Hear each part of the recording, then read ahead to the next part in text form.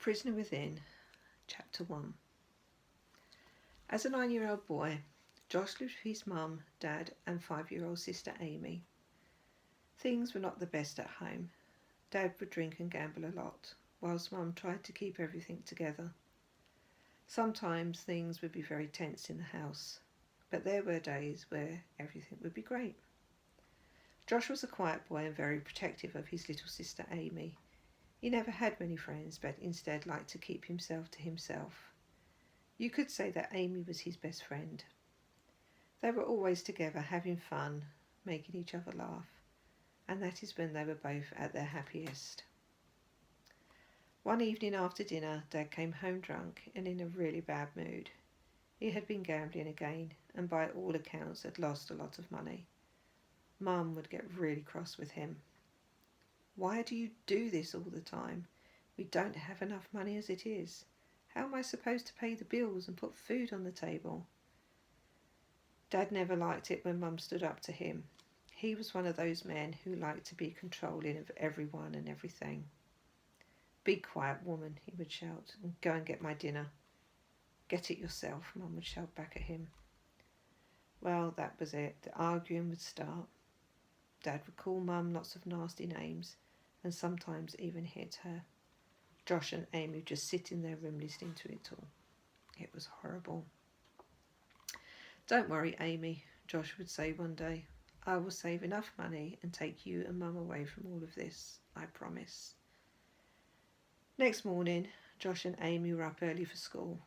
Mum would get their breakfast and make packed lunches. "Morning, everyone," came this quiet voice as Dad walked into the room.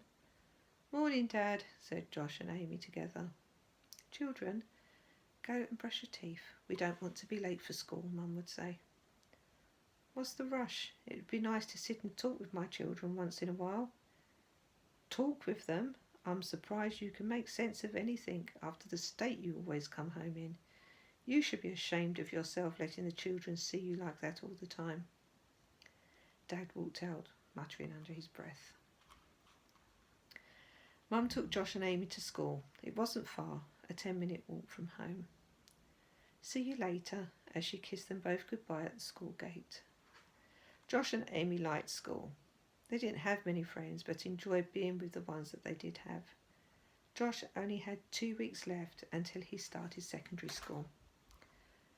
"Josh, are you scared about going to big school?" asked Amy. "I am a bit, but also excited at the same time." "I'm really going to miss you, Josh." "You'll be fine, Amy. It won't be long until we'll be at the same school again." "That's years away." Josh laughed. 2 weeks flew by and it was Josh's first day at his new school. "How are you feeling, son?" asked Mum.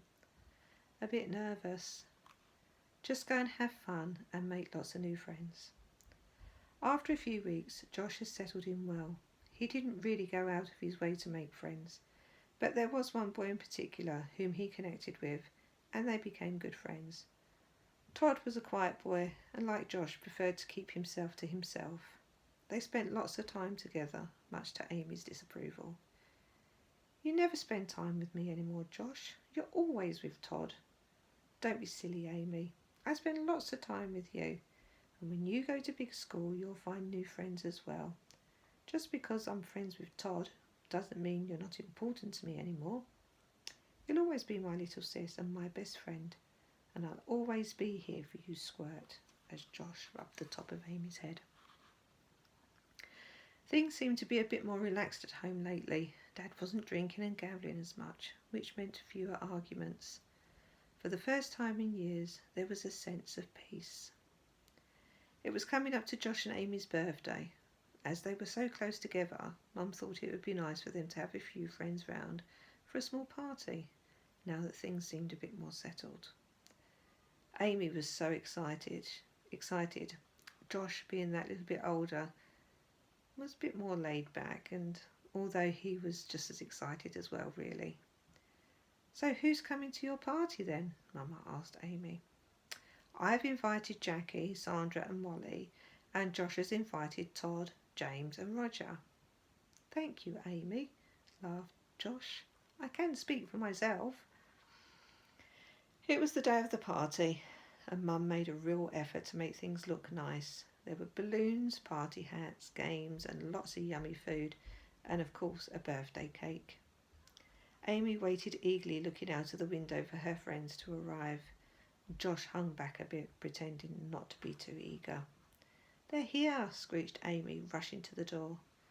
"Amy, calm down," Mum laughed. The party had been going for 2 hours, and Josh and Amy were having so much fun with their friends. There had not been that much laughter in the house for a very long time. Then Dad arrived home. "Hello, children. Are you all having a good time?" "Yes, thank you." They were enjoying themselves too much to notice that Dad was drunk. No, not today, thought Mum. Thankfully, it was the end of the party and time for children to leave. "Thank you for our presents. Hope you had a good time," said Josh and Amy in unison. "Where's everyone going?" slurred Dad. "Come dance with me," as he grabbed Mum by the arm. Mum shrugged away from him.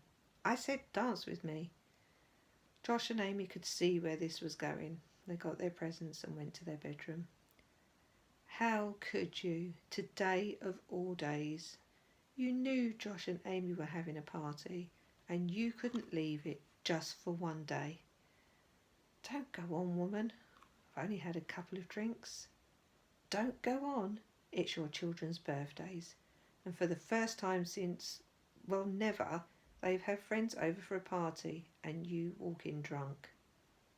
"I'm not drunk," he shouted, as he's getting a beer out of his bag. "Oh, no, you don't." Mum grabbed the beer from him, and just then his fist came up and punched her in the face. "Get out of here before I call the police," screamed Mum. Dad left the room, laughing on his way out. Josh and Amy came out of their room and saw the blood running down Mum's face. "Are you okay, Mum?" asked Josh, passing her a cloth. "I'm fine, my darling. I'm so sorry that Dad spoiled your day." Amy held on to Mum tight. "Don't worry, Mummy. We'll look after you." From that day, things got worse. Josh and Amy were growing up fast. "Amy, are you ready? You don't want to be late for your first day." "Come in, Mum," shouted Amy. It was Amy's first day at secondary school. "How are you feeling?" asked Josh. "Scared?" "There's nothing to be scared of. It seems a bit overwhelming at first, but once you find where your different classes are, you'll be fine." "Thanks, bruv." Just like Josh, Amy settled in well. It was nice to be in the same school again, even if it was just for a short time. The next year seemed to pass quickly. Amy had made some new friends and was enjoying her lessons, and before they knew it, it was the end of school term. "Where has that time gone?" said Mum. Josh had now left school and Amy was going into her second year. Things at home were pretty much the same. Dad still drinking and gambling and Mum still putting up with it. "Why do you stay with him? He treats you so badly," Josh said to her one day. "I really don't know, Josh," Mum would say. "I guess I keep hoping that one day he will see what he's doing to us and change his ways." "But it's not nice for me and Amy," replied Josh. "I know, my darling, and I'm so sorry, but things will get sorted, I promise." But Josh knew that it never would. Amy never said much about what went on. She just knew that as long as she was with Josh, she would be safe. Josh decided it was time for him to look for work, as that way he could save money to help Mum and Amy find a safe place to live. He did all kinds of jobs, from working early hours in a bakery to cleaning offices in the evening. Josh did anything he could just so he could save that money. He would give a little to Mum, and the rest he would hide in a safe place so his dad couldn't get his hands on it and spend it on his drinking and gambling. It was a cold evening. They had just finished dinner when Dad rolled in drunk as usual and in a worse mood than normal. Josh and Amy thought it was best to go to their room. and then it all started again. From what Josh could hear, it sounded like Dad had lost his job. "What are we supposed to do now?" Mum shouted. "How can you do this to our family? We've lost everything because of your drinking and gambling." "Why do you think I'd do it?" Dad shouted back. "It's so I can drown out the sound of your moaning."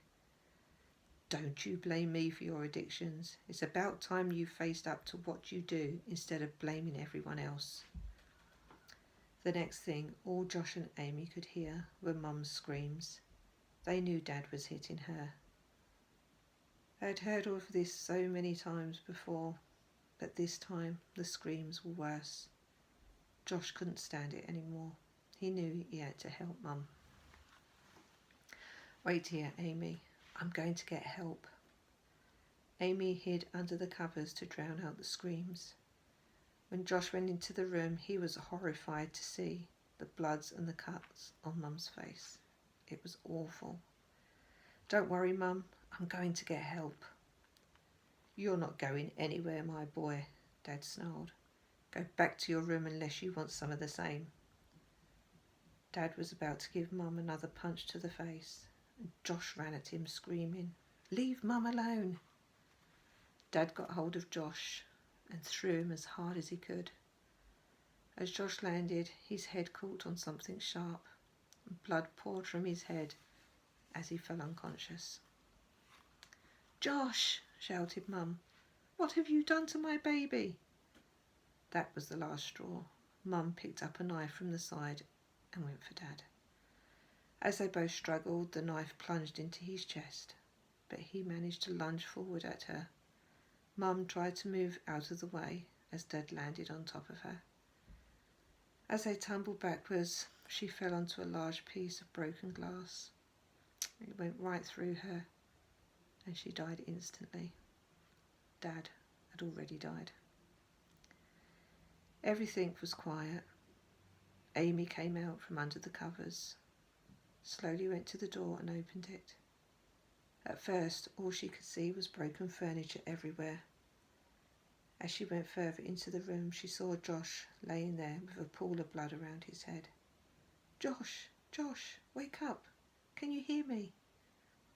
For a split second, Josh opened his eyes, looked at Amy and whispered, "Sorry," and then passed away. Amy looked around her and saw her parents. This can't be happening, she thought. She managed to find the phone and called the police.